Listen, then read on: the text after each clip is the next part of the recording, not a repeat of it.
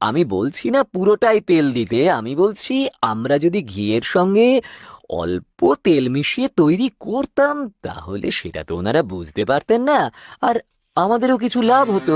কি বলছো মোহন? আমার ছেলে হয়ে তুমি কথা বলতে পারলে? সামান্য লাভের জন্য ভেজাল মেশাবো? আমাদের দোকানের যাবতীয় সুনাম শুধু খাবারের গুণমান আর আমাদের সততার কারণে। তুমি সেখানে এরকম কথা বলতে পারো কি করে? আমি খুব সামান্য মেশানোর কথা বলেছি বাবা, এমন নয় যে পুরোটাই তাই করতে হবে, খুব অল্প যদি। অল্প নয়, বেশি নয়, একটুও নয়। বুঝেছো তুমি?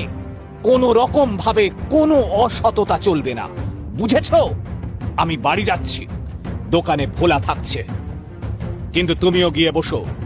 আর কোনো রকমের কোনো অসততা যেন না হয়, বুঝেছো?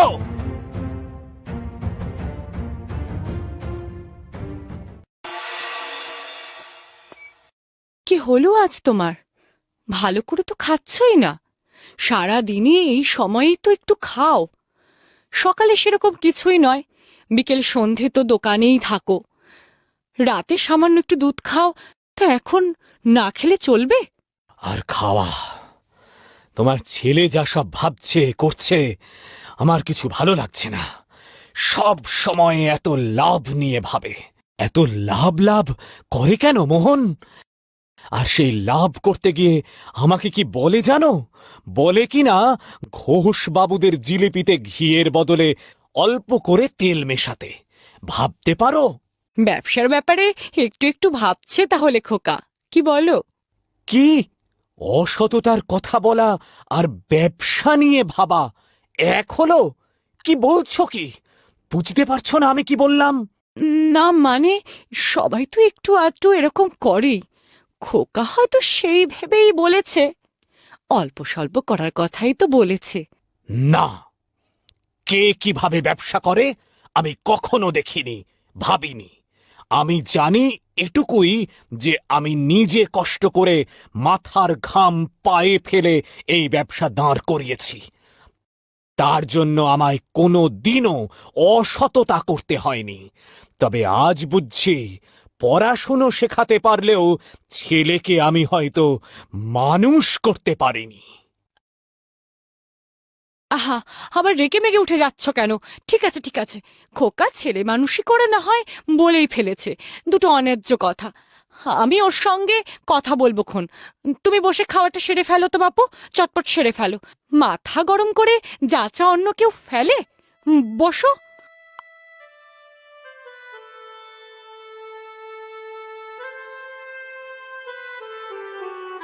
আবার কি হলো বলো তো? না, কিছুই না মোহনের মা। দুঃখ এটাই যে তুমিও বুঝতে চাও না যে তোমার ছেলে আসলে বড্ড লোভী। কম পরিশ্রমে বেশি উপার্জনের সহজ যে রাস্তায় হাঁটতে চায়। এভাবে হয় না। আচ্ছা আচ্ছা, সে আমি বুঝেছি। আমি বলছি তো, আমি দেখছি। তুমি এখন খাও।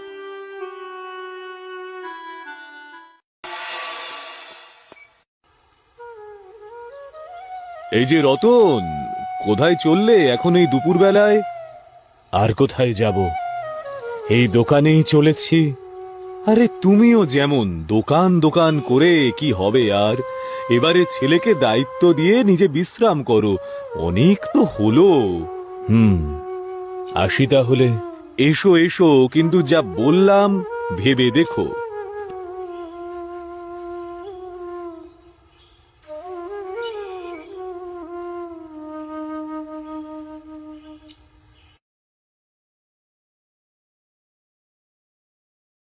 এসো দিনু, ওদিকে তোমাদের কি খবর? যা যা সব পাঠাতে হবে সেসব করে ফেলেছ তো? হ্যাঁ কর্তা। নিত্য বিকেলে দোকানের যা যা হয় সেসবও তৈরি তো? হ্যাঁ কর্তা। কি ব্যাপার দিনু, কিছু বলবে তো বলো। আমার এবারে ছুটি দেন কর্তা। কেন রে, তোর আবার কি হলো? না কর্তা। কি হয়েছে বলবি? ছোট কর্তা আজ আমারে চলি যেতে বললেন। মোহন তোকে?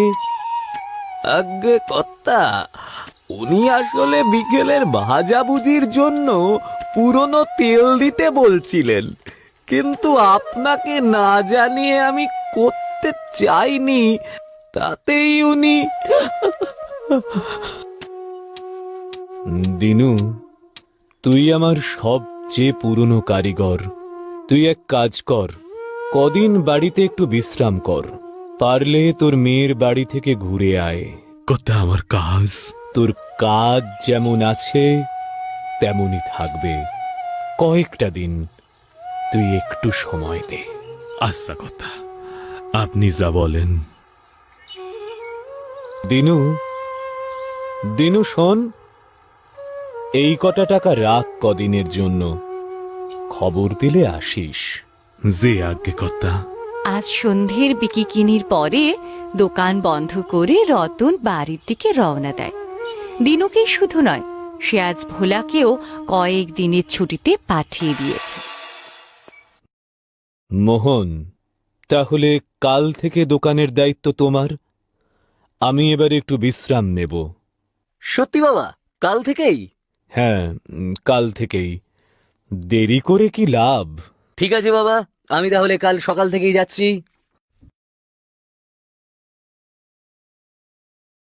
তুমি এটা কেন করলে? ভালোই তো হলো, এবারে ব্যবসা ও সামলাক। তুমি রেগে গিয়ে এরকম করলে, তাই না? একেবারেই না, ও এবারে একটু দায়িত্ব নিক আর আমি বিশ্রাম নেব। আমি একটু শুই এবারে। রতনের দোকানে এখন মোহনই বসে। সে ভুজিয়া মিষ্টির দাম বেশ কমিয়ে দিয়েছে। তার দোকানে ভিড় লেগেই থাকে। পুরনো লোকেরা প্রায় কেউই নেই। নতুন কারিগর, নতুন কর্মচারী। আরে গোবিন্দ কাকা, কি খবর? এই তো ঠিক। আজ কি নেবেন, জিলিপি নাকি অল্প করে সেউ ভাজা দিতে বলি? না বাবা, পরশুদিন জিলিপি নিয়ে গেছিলাম, জিলিপিতে কেমন একটু গন্ধ পেলাম আর খেয়ে গলা বুক জ্বলছিল। আজ আর নেব না। আচ্ছা, আসি বাবা।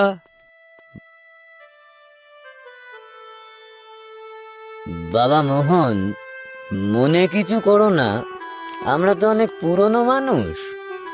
আগে এই দোকানের জিনিস খেয়ে এরকম কারো হয়নি, এখন কিন্তু এরকমও হচ্ছে।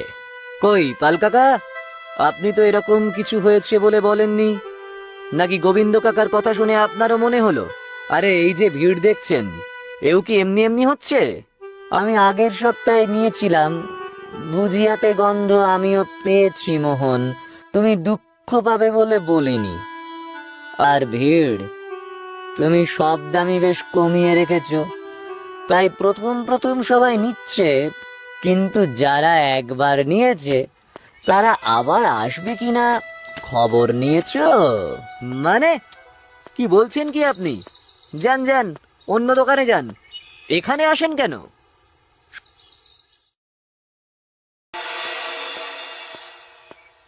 শোন বিশু, গতকাল সকালের ভুজিয়ার যে তেল রয়ে গেছে সেটা আজ বিকেলের জিলিপিতে দিয়ে দিস।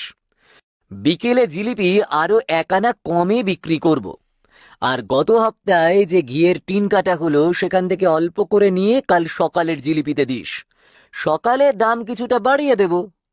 যা বলেছেন কর্তা। যা তাহলে, যা বললাম কর গিয়ে। একটু এদিক ওদিক করে চালানোতে ব্যবসা তো বেশ ফুলে ফেঁপেই উঠছে। 1 মাসে দোকানের যা লাভ করিয়েছি, বাবা পারতেন? বাবা, এই শর্মা ব্যবসা কম বোঝে না, সততা সততা করে হবেটা কি? কই এমন ময়রা, বাইরে এসো। যা তা জিনিস বেচে ঘরে গিয়ে সেঁদুলে চলবে? আমাদের সব জাতা খাইয়ে ভেবেছো পার পাবে? একবার বাইরে আয়, দেখে নিচ্ছি আমাদের কি ভেবেছো কি। দাদাবাবু, শিগগির করি রসুই ঘরের পেছনের দরজা দিয়ে ঘরে চলে যান। গ্রামের সব লোক এসে আরো আসতেছে। আমাদের জিনিস খেয়ে ও পাড়ার ঘোষবাবুদের বাড়ি, রায়বাবুদের বাড়ির সবাই অসুস্থ হইয়েছে। গ্রামে আরো সব অসুস্থ হতিছে, সবই দিক পানেই আসতেছে। পালান দাদাবাবু, পালান। কোথায় যাব? বাড়িতে বড় কর্তাবাবুর কাছে যাও। যাও দাদাবাবু যাও, আমিও যাই। দোকানের পিছনের দরজা দিয়ে বেরিয়ে মোহন সোজা বাবার কাছে চলে এসেছে। তার মনে যথেষ্ট অনুশোচনা হয়েছে নিজের কৃতকর্মের জন্য। তাহলে এখন তুমি কি করতে চাও? আমার খুব ভুল হয়ে গেছে বাবা। আমি লোভে পড়ে দোকানের সুনাম নষ্ট করেছি, কিন্তু আমি এখন কি করব? কিচ্ছু না, সৎ পথে থেকে ব্যবসা করবে আবার।